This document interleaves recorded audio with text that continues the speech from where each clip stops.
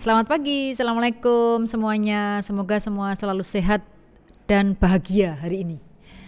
Oke, kita akan melanjutkan materi kita. Setelah kita belajar tentang uncertainty, sekarang kita akan belajar tentang berbagai macam sifat resiko. Sifat resiko itu pada dasarnya ada beberapa hal. Yang pertama adalah sifat resiko yang terjadi karena faktor ketidaksengajaan, sehingga di sana sering disebut sebagai resiko murni. Apa sih resiko murni itu?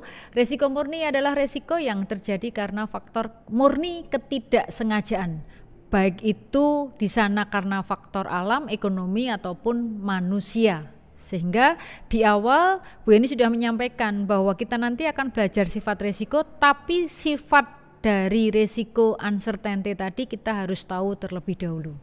Nah, di sini apa sih yang dikatakan sebagai resiko murni? Contoh dari resiko murni yang ada di sebuah perusahaan itu adalah adanya transaksi hutang piutang.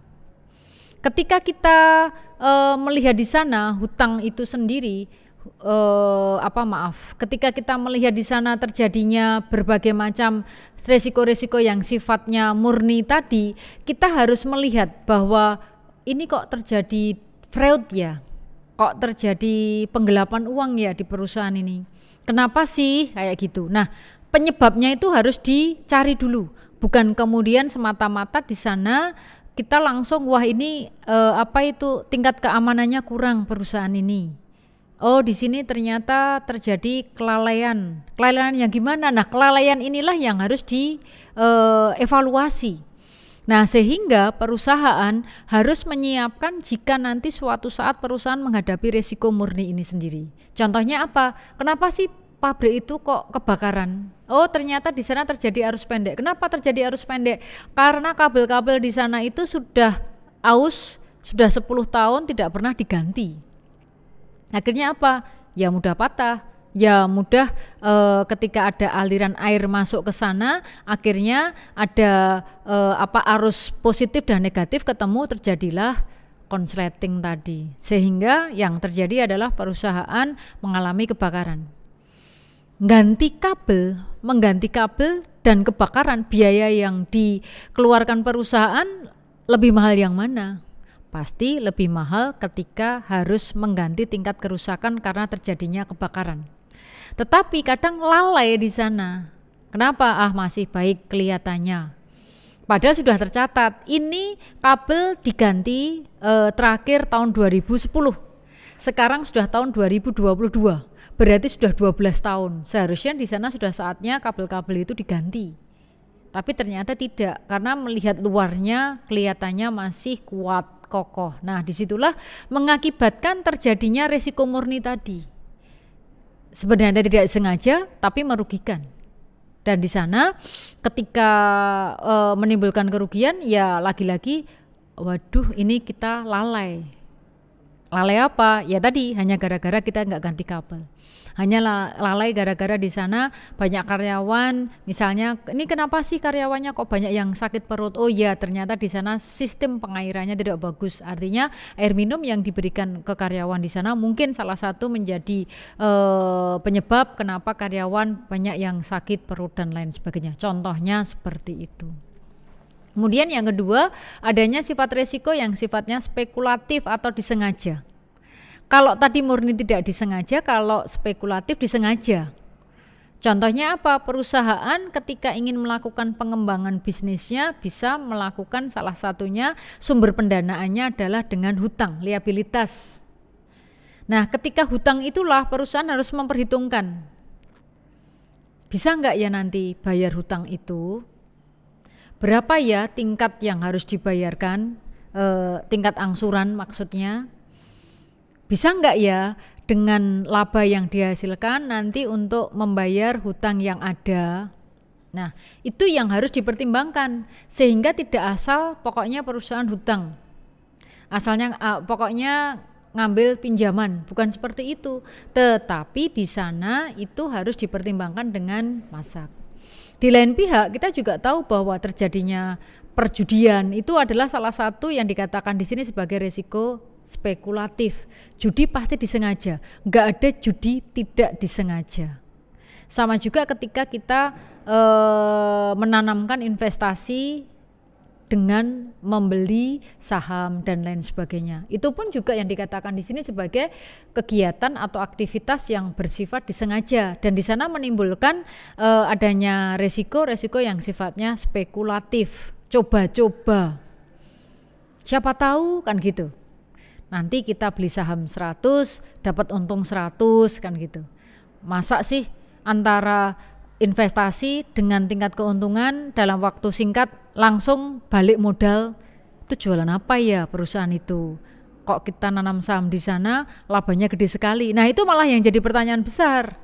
Bukan kemudian ketika ada sebuah perusahaan menawarkan tanam aja saham di sini karena di sini memberikan return yang tinggi. Nah, return yang tinggi itu apa? Di sana itu bisnisnya apa? Jangan-jangan bisnisnya judi. Wow, malah semakin berisiko tinggi. Kemudian yang berikutnya adalah sifat fundamental, resiko yang sifatnya fundamental, mendasar. Resiko yang mendasar itu adalah ketika nanti terjadi kerugian, itu yang terdampak itu tidak hanya satu orang, walaupun sebenarnya penyebabnya satu orang, tapi banyak orang yang di sana itu merasakan dampaknya. Misalnya ada orang yang hobi buang sampah sembarangan. Sehari dia buang sampah di depan rumahnya karena di sana ada sungai, sehari satu tempat sampah itu, hari kedua gitu, hari ketiga gitu, dan seterusnya. Dan dia melakukan berulang, sehingga akhirnya di sungai aliran di hulunya tersumbat, akhirnya terjadi banjir. Nah, ketika terjadi banjir itu tidak akan menyerang hanya orang yang buang sampah sembarangan, tetapi di sana juga akan mengaliri orang-orang yang mempunyai perilaku santun, artinya tidak membuang sampah sembarangan. Sama juga perusahaan di sini. Ketika tidak menyikapi adanya banjir, kaget nanti ketika perusahaannya kebanjiran. Kenapa ya ini banjir? Oh, ternyata irigasi di sini tidak bagus sehingga airnya menggenang kemana-mana. Oh, ternyata di sini perusahaan pabriknya ini gampang roboh ketika terjadi angin topan. Oh, ternyata di sana memang seharusnya perusahaan tersebut sudah mengganti kerangka gentingnya, tapi ternyata belum diganti. Oh, ternyata perusahaan di sini bangunannya sudah tidak layak dipakai sehingga ada gempa, padahal gempa itu skalanya kecil, tetapi bangunan perusahaan tersebut, pabrik tersebut roboh. Nah, disitulah terjadi lagi-lagi yang dikatakan resiko fundamental.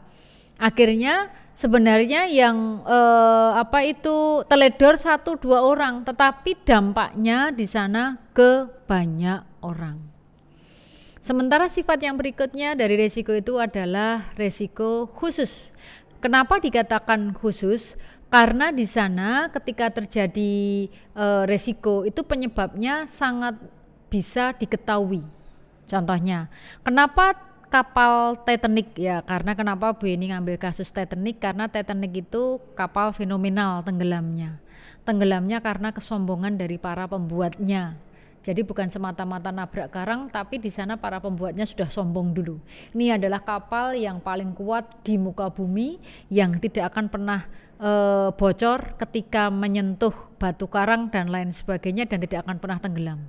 Tapi apa yang terjadi?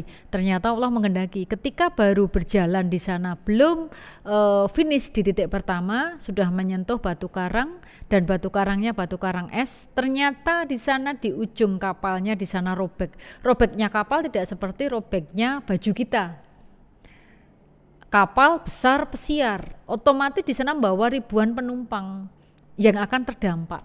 Nah, itulah yang dikatakan di sini sebagai resiko khusus. Kapal itu tenggelam karena terjadinya kebocoran. Jadi tidak tiba-tiba langsung tenggelam. Penyebabnya adalah karena menabrak batu karang es, sehingga akhirnya kapal tersebut menjadi bocor. Ketika bocor, yang masuk air bukan yang masuk emas.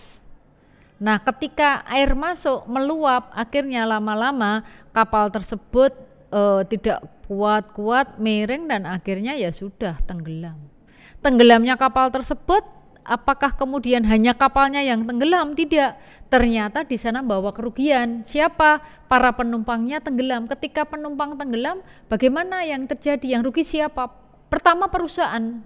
Perusahaan siapa? Perusahaan kapal pesiar. Karena harus mengganti rugi. Ganti rugi bagi penumpang-penumpangnya yang meninggal karena itu kecerobohan dari perusahaan kapal tersebut, sehingga harus mengganti rugi, mereka diikutkan asuransi kematian, mereka diberi santunan dan lain sebagainya. Nah, sehingga kenapa kita harus mempelajari risiko khusus di sini? Tujuannya adalah agar kita mengetahui bahwa apa produk kita di sana, kelemahannya di mana, itu bisa kita tanggulangi. Kemudian yang berikutnya adalah adanya risiko dinamis. Dinamis itu bergerak, berubah. Nah, perusahaan juga harus langsung bisa tahu bahwa bumi ini selalu dinamis. Dunia ini bergerak. Orang tidak mengira bahwa perusahaan sebesar Matahari Group itu akan bangkrut karena pandemi, tapi ternyata ya bangkrut. Kenapa? Karena dia stuck, karena dia statis, dia nggak dinamis. Ketika lainnya sudah mulai mencoba delivery dari produknya, Matahari bersikukuh tidak mau. Akhirnya yang terjadi apa? Ya bangkrut. Nggak mungkin orang belanja lagi ke Matahari karena regulasinya yang dikeluarkan pemerintah adalah kita tidak boleh pergi ke mall salah satunya. Akhirnya yang terjadi ya sudah banyak sekali mal-mal sepi selama kurang lebih 2 tahun kemarin. Walaupun sekarang sudah mulai normal. Tetapi habit dari konsumen sudah terlanjur berubah. Belanja tidak harus ke lokasi, tapi belanja bisa dari manapun juga. Salah satunya bisa dari tempat kerjanya, bisa di rumah, di kamarnya, di terasnya, atau dimanapun. Bahkan ketika dia sedang masak di dapur pun konsumen, dia tetap bisa beli baju. Nah, perubahan itulah yang tidak diikuti oleh perusahaan atau yang sering kita sebut Matahari Mall di sana. Nah, sehingga akhirnya apa? Ya sudah, konsumen lari dan seterusnya pindah ke produsen yang lainnya. Sehingga pangsa pasar yang selama ini Matahari Group itu terkenal dengan ikonnya berbagai macam perlengkapan rumah tangga yang unik, bergeser, pindah ke yang lainnya. Nah, disinilah yang dikatakan resiko dinamis, mengapa perusahaan harus peka akan adanya resiko dinamis tersebut. Kemudian sifat resiko yang terakhir adalah resiko statis.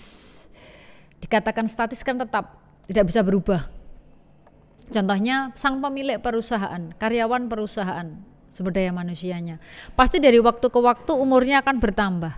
Nah, pertambahan umur itu akan membawa efek tingkat produktivitas juga semakin turun. Nah, disitulah yang dikatakan bahwa statis itu nggak bisa dilawan, kalau diminimisir nggak bisa. Karena mau nggak mau di sana pasti nanti yang terjadi adalah manusia itu umurnya semakin tambah, dibarengi dengan ketika sudah semakin menua dengan batasan umur tertentu, akhirnya mereka sudah tidak produktif lagi. Sama juga ketika dihadapkan dengan risiko kematian. Sehingga kenapa ketika kita melakukan sebuah aktivitas bisnis perusahaan, bahwa risiko kematian itu pasti ada, sehingga harus menyiapkan. Di antaranya apa? Ketika perusahaan itu adalah perusahaan, contohnya perusahaan tambang, Freeport, karyawannya pasti dibawa ke tambang dong. Nah, ketika ke sana ada kemungkinan nanti karyawan itu ada yang meninggal, entah karena jatuh, entah karena di sana sakit, entah karena istilahnya di sana kena berbagai macam bebatuan yang ditambang dan lain sebagainya, kan gitu. Nah, resiko-resiko kematian itu yang harus disiapkan oleh perusahaan. Artinya apa? Bahwa mereka juga harus tidak hanya memperhitungkan laba yang akan diterima, tapi juga kemungkinan nanti ketika harus bayar santunan kematian. Nah, sehingga tua mati itu adalah bagian dari resiko yang harus dihadapi perusahaan. Itu masuk dalam kategori resiko yang sifatnya statis atau tetap, artinya tidak bisa diminimalisir. Wajah bisa dioperasi, kulit bisa dioperasi, tapi umur nggak bisa. Mungkin KTP-nya bisa diganti dimudahkan, tetapi kenyataannya umurnya di sana tetap akan bertambah. Sama juga ketika di sana karyawan perusahaan sudah menetapkan bahwa bisnisnya adalah menggali tambang untuk mencari sumber minyak. Ya resikonya tadi, ketika terjadi robohan gunung, ketika karyawannya terperangkap di timbunan batu-batuan. Nah, sehingga di sana kematian itulah yang dikatakan di sini sebagai risiko statis, bukan matinya, tapi efek dari kematian karyawan itu yang harus dipersiapkan oleh perusahaan, sehingga perusahaan harus menyiapkan sejumlah dana diantaranya ketika di sana terjadi risiko statis itu. Itu berarti kita sudah belajar tentang berbagai macam uncertainty, dan ini tambah belajar tentang berbagai macam sifat risiko. Oke, kita akan lanjutkan di pertemuan berikutnya. Kita akan belajar bagaimana cara kita melakukan identifikasi risiko. Terima kasih, salam sehat selalu. Assalamualaikum.